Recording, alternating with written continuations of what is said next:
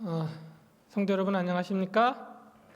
네, 오늘 현장에 교회에 함께 참석하신 우리 성도님들 그리고 또 방송을 통해 예배하시는 우리 모든 성도님들 모두 환영하고 하나님의 은혜가 함께 하시기를 바랍니다. 특별히 우리 방송을 통해 예배에 참여하시고 계시는 분들 집에서 예배하시니까 어쩌면 좀 편하실지도 모르겠어요. 그렇지만 그 편함에 익숙해지지는 마시기 바랍니다. 코로나가 언젠가는 끝나고 우리가 함께 예배당에 모여 예배하는 일이 속히 오기를 우리가 기다리고 바라는 마음으로 예배에 임해 주시면 감사하겠습니다.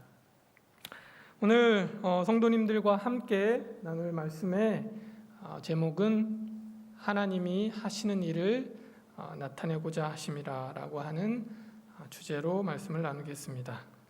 제가 복음서에 있는 말씀들을 살피면서 특별히 예수님의 기적을 설교를 하고 있습니다. 오늘은 벌써 그 25번째 시간으로 요한복음 9장에 기록된 말씀으로 함께 은혜를 나누겠습니다.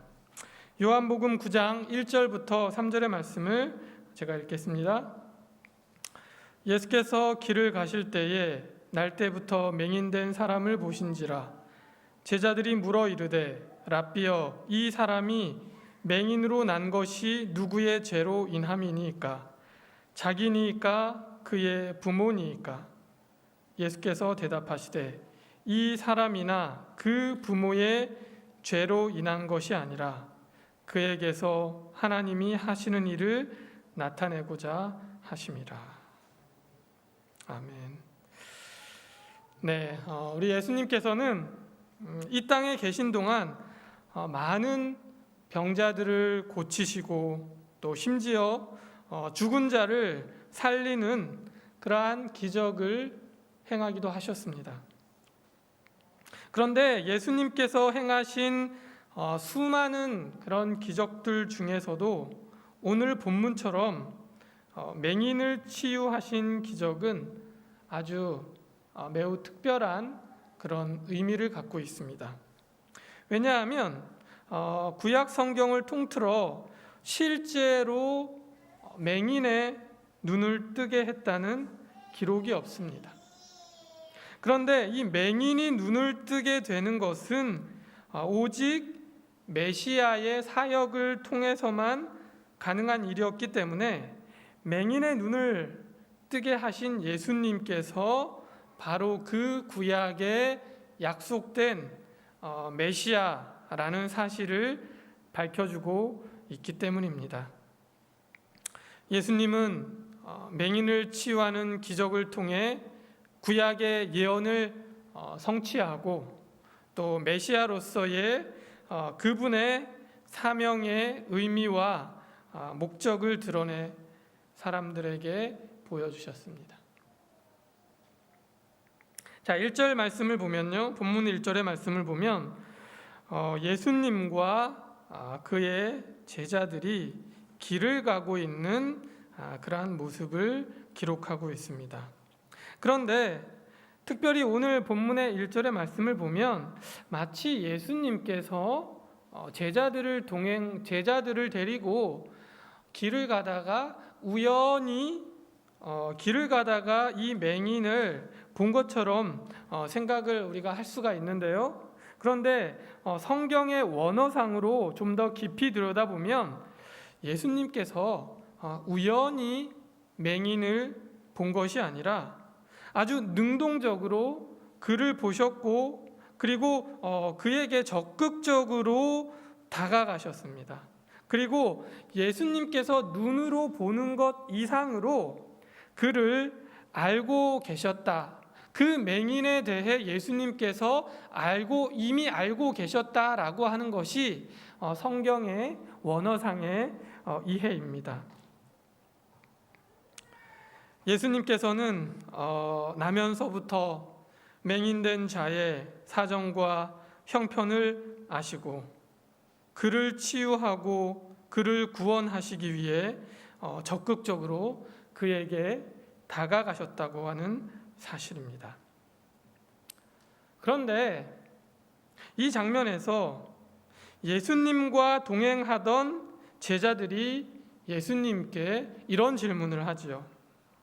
랍비여, 이 사람이 맹인으로 난 것이 누구의 죄로 인함이니까? 자기니까? 그의 부모니까?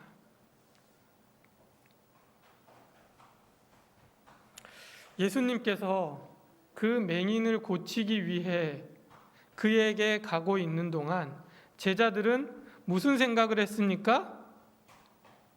이 사람이 과연 왜 맹인으로 태어났는가라고 하는 것이 뭐예요? 제자들의 호기심, 제자들의 궁금증이었습니다. 예수님의 제자들이 불행하고 어려운 처지에 있는 사람을 보면서 그 원인과 이유를 묻는 모습이 그리 좋아 보이지는 않습니다. 좀 개인적으로는 저는 안타까운 장면이 아닐 수 없습니다. 그러나 제자들은 어쨌든 그 맹인이 왜 맹인이 되었는가가 궁금했던 것 같아요. 여러분, 혹시 여러분 이런 말을 들어보셨습니까? 업보. 이 업보라고 하는 말은 불교에서 나온 용어라고 합니다. 우리가 많이 들어보셨을 거예요. 우리는 흔히 자기 자신이나 혹은 부모, 조상이 과거에 지은 죄나 잘못 때문에 현재의 후손이 어떤 고난이나 역경을 당한다고 생각하면서 이 업보라는 말을 씁니다.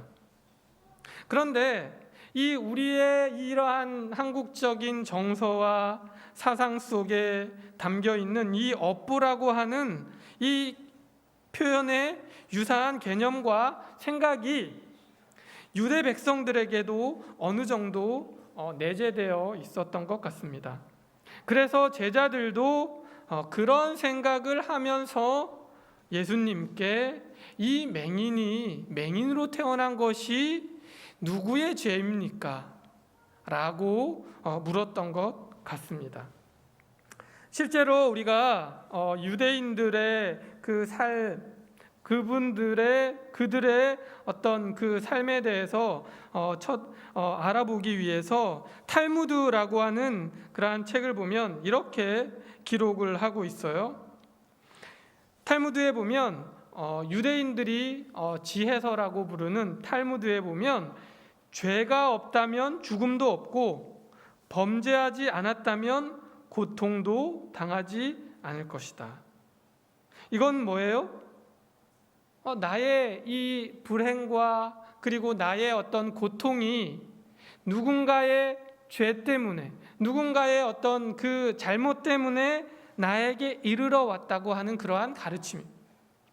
또 보면 병자는 자신의 죄를 다 용서받기 전에는 병이 나을 수 없다. 이렇게 그들은 생각하고 또 가르치고 있었습니다.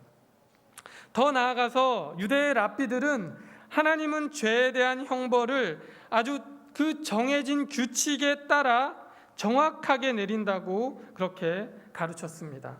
그 규칙에 대한 예가 몇 가지가 유대인의 미시나라고 하는 기록에 써 있는데요. 예를 들면 이런 겁니다. 사람이 형벌을 받는 분량은 결국 자신의 행위에서 비롯되는 것으로 우리가 잘 알고 있는 삼손이 어떻습니까? 삼손은 뭐예요?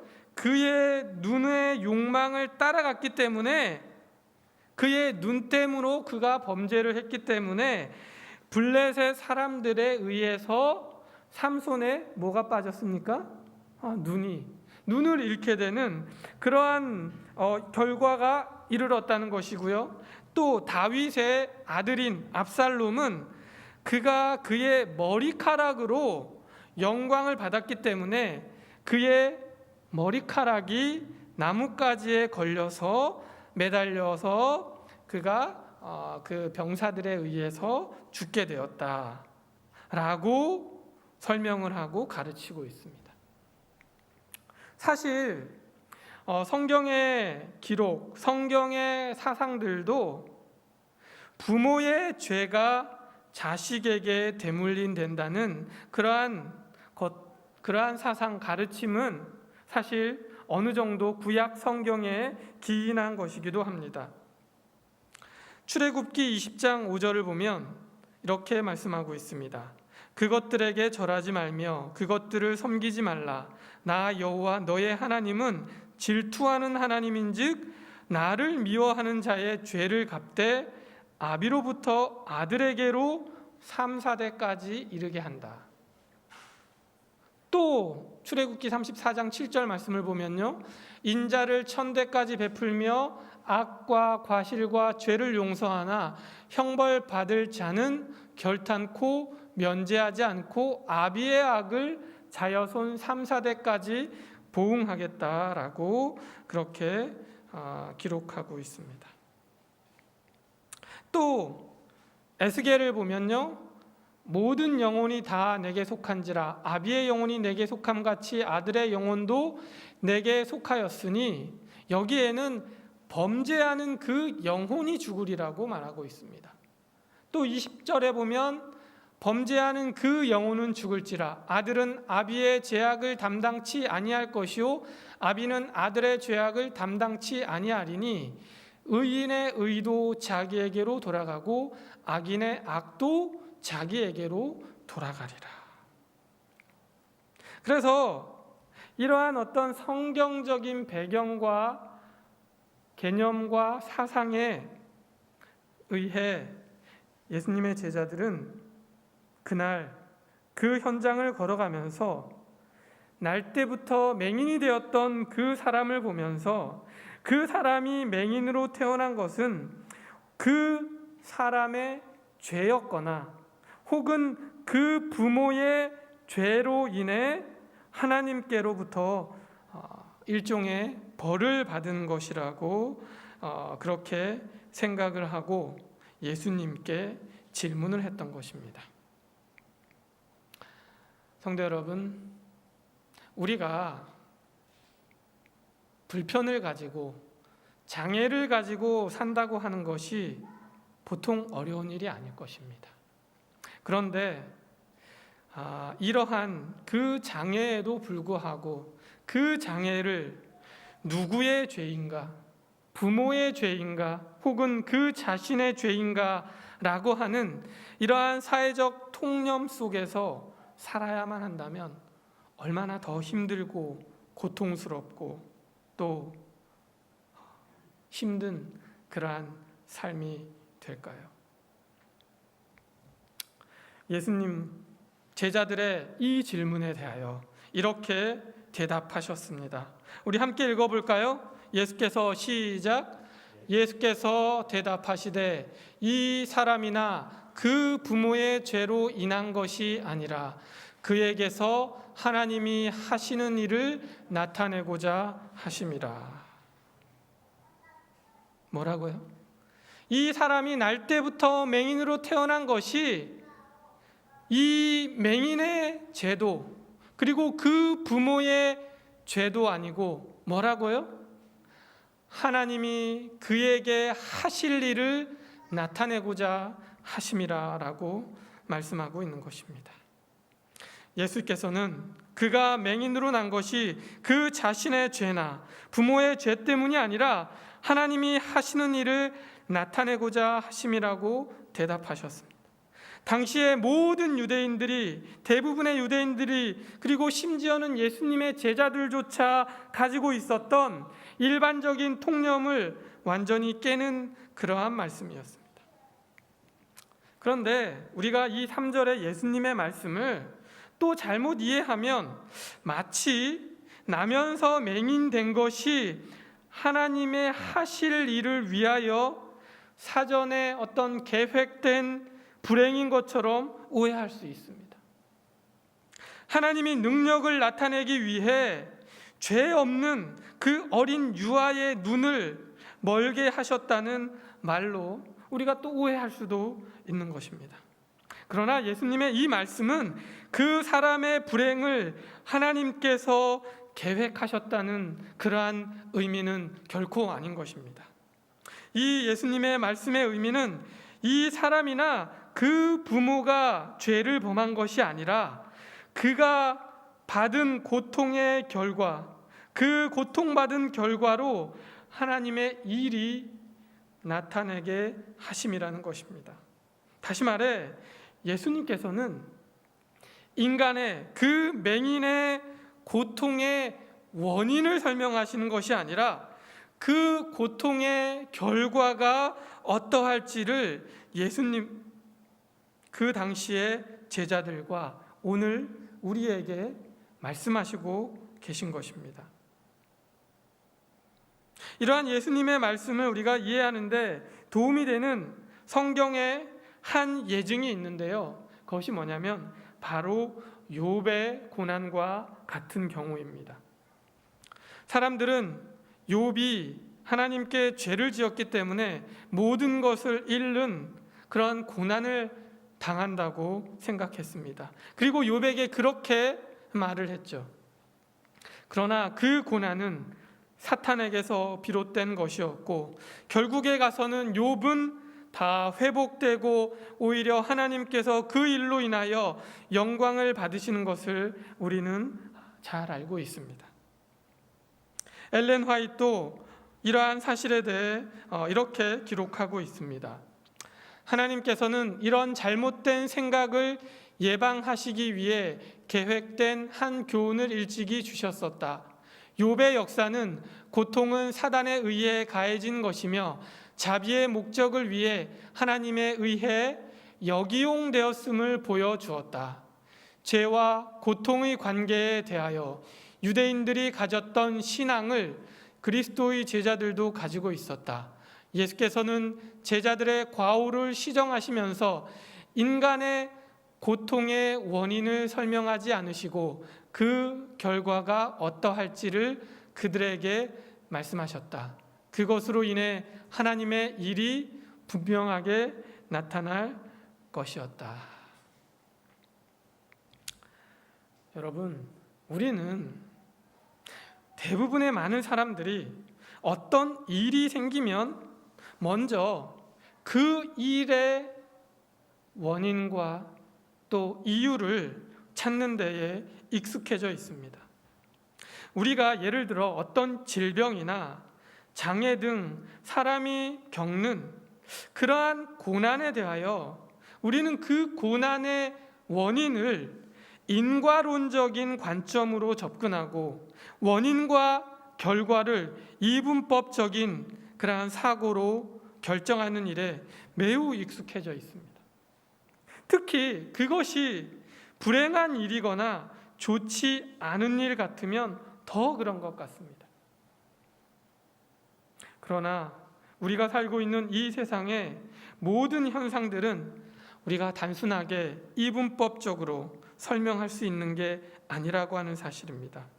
우리 인간의 이성은 한계가 있기 때문에 우리가 결코 밝혀낼 수 없는 원인도 있다는 것을 우리는 인정해야 할 필요가 있는 것입니다.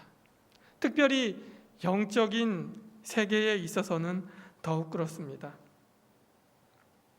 때때로 오늘 본문에서와 같은 그러한 상황이 우리 그리스도인들의 삶에도 종종 일어나기도 합니다. 그 누가 봐도 정말 굳건하고 신실한 믿음, 그리고 아주 선량하고 착한 마음을 갖고 있는 어떤 분에게, 어떤 그리스도인에게 어떤 누구도 그 누구도 경험해 보지 못한 그러한 고난이 다가올 수 있습니다. 그럴 때 그 사람을 보는 사람들은 마음속으로 이렇게 생각합니다. 아니, 어떻게 저런 사람에게 그런 일이, 그렇게 끔찍하고 고통스러운 일이 생겼을까? 그러면서 우리는 더 나아가 아마 저 사람은 하나님께 아마 큰 죄를 지었을 거야, 뭔가 잘못한 게 있을 거야 라고 그가 당하는 고난의 원인을 그의 죄와 연결시켜서 전가해 버리기도 합니다. 그러나 우리가 생각해야 할 것은 그의 고난, 고통의 원인이 아니라 그 결과를 통해 하나님께서 이루실 이 일을 우리는 바라보고 또 기억하고 그 일을 우리가 고대하며 살아야 할 줄로 믿습니다. 물론 사람들이 받는 그러한 고난의 이유가 어떤 경우에는 자신의 죄 때문인 경우도 있지만, 반대로 그의 고난을 통해서 하나님께서 어떤 놀라운 일을 이루시기 위함임을 우리는 기억하고 또 그 일을 위해 함께 기도하는 저와 여러분이 되시기를 간절히 바랍니다. 만일 내 주변에 누군가가 그러한 알지 못할, 그리고 정말 견디기 힘든 그러한 고통과 고난 가운데 빠져 있다면 그것을 통해 하나님께서 나타내실 일이 있다는 믿음의 격려와 위로를 우리가 믿음의 가족으로서 함께 나누는 저와 여러분이 되시기를 간절히 바랍니다. 혹 나 자신도 지금 도처에 정말 도무지 이해되지 않고 또 받아들일 수 없는 그러한 힘든 고난의 상태에 처해 있다면 우리 조용히 예수님께 나아가 그분의 하시는 말씀에 귀를 기울이게 되시기를 간절히 바랍니다. 그리고 그분께 이렇게 기도해 보시기 바랍니다. 오 하나님, 이 일을 통해 하나님의 하시는 일을 나타내 보여주시옵소서.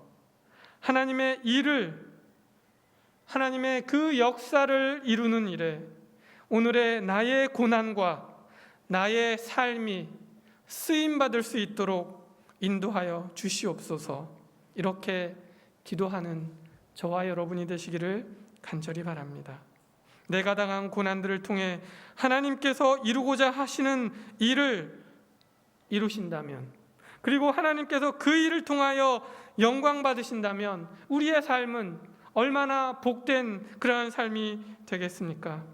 우리에게 다가오는 고난을 그저 내가 못나서, 그리고 내가 부족해서 생기는 결과라고 의기소침해하지 말고 있는 그대로를 용기 있게 받아들이고 또 그 속에서 나에게 주어진 상황을 이겨나가는 저와 여러분이 되시기를 간절히 바랍니다.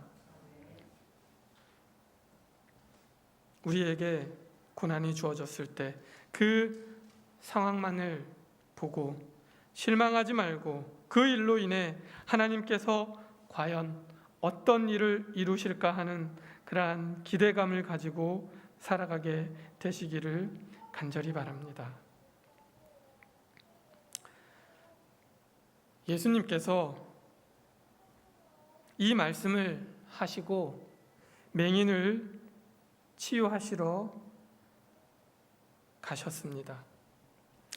예수님께서 맹인을 치유하시는 그 일을 위하여 맹인을 고치신 날이 공교롭게도 안식일이었습니다.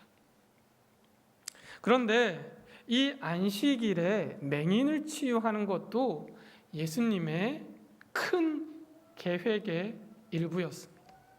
우리가 소위 말하는 예수님의 빅 픽처였다고 하는 사실입니다. 특별히 복음서의 기록들을 보면 예수님께서 안식일에 행하신 기적이 대략 7가지 정도가 기록이 되어 있습니다. 여러분들이 화면에 보시는 저 예수님의 기적들이 대략 안식일에 행해진 기적인데요.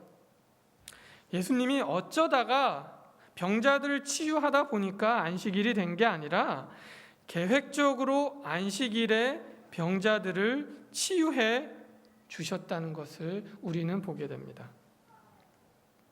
왜냐하면 예수님께서 안식일에 병자들을 고치신 게 이유가 있기 때문입니다.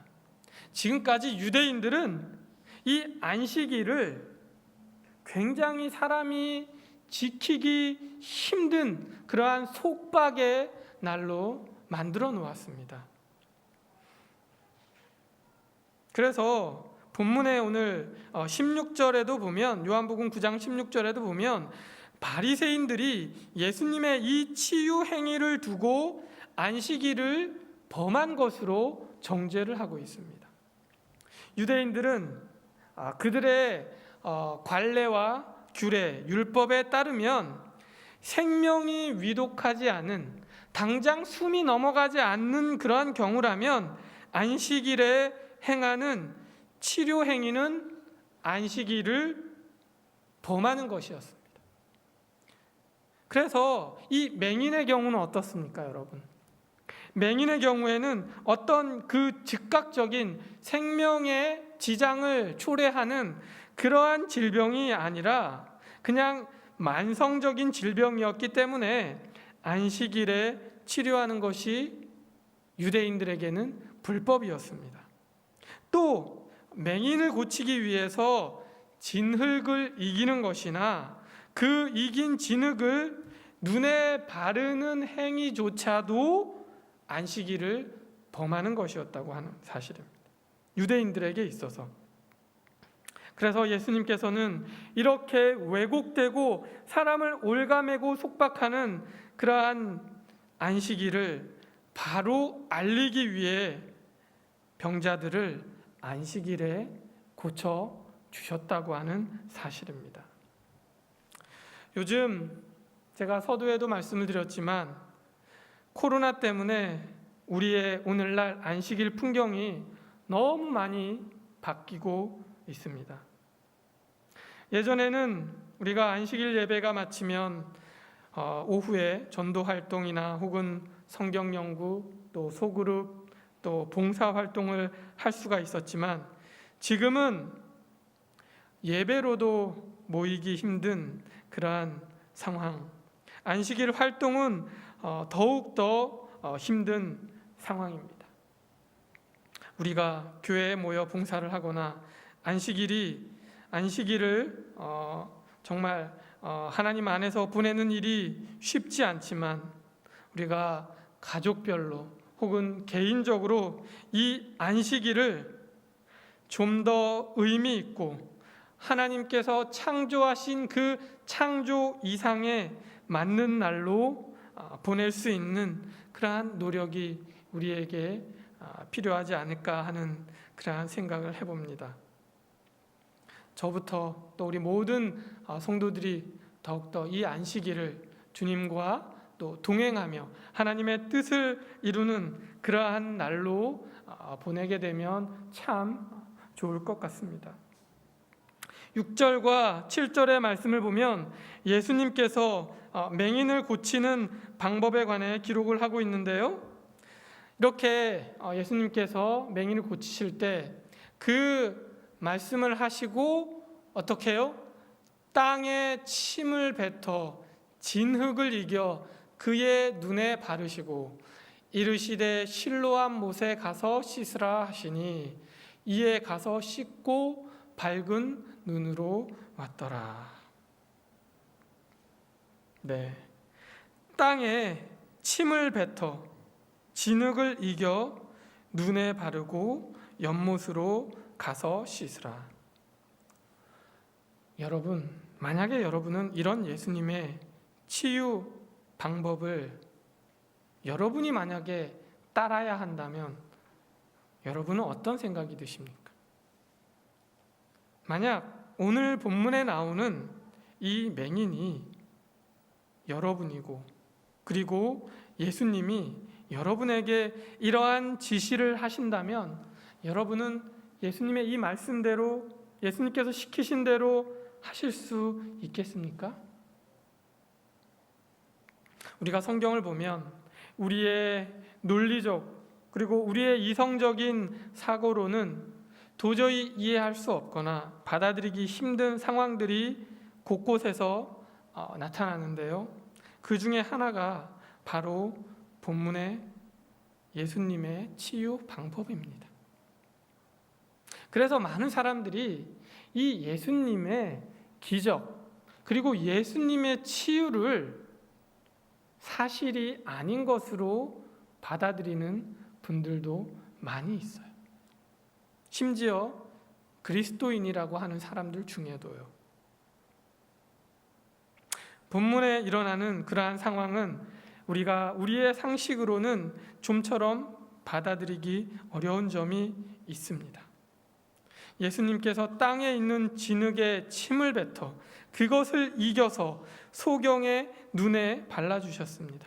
그리고 실로암 목가로 가서 진흙 묻은 눈을 씻고 오라고만 말씀하셨어요. 여러분, 이러한 치유 방법, 이러한 치료 방법이, 이러한 처방이 여러분 이해가 되십니까? 사실 저는 이해가 잘 안 됐습니다. 그리고 지금도 사실 잘 이해가 안 갑니다. 아니, 이해할 수 없습니다. 날 때부터 맹인인 사람의 눈을, 그것도 침을 뱉어 이긴 진흙을 바르고 물에 가서 씻으라고요. 누군들 이 말을 이해하고 받아들일 수가 있겠습니까?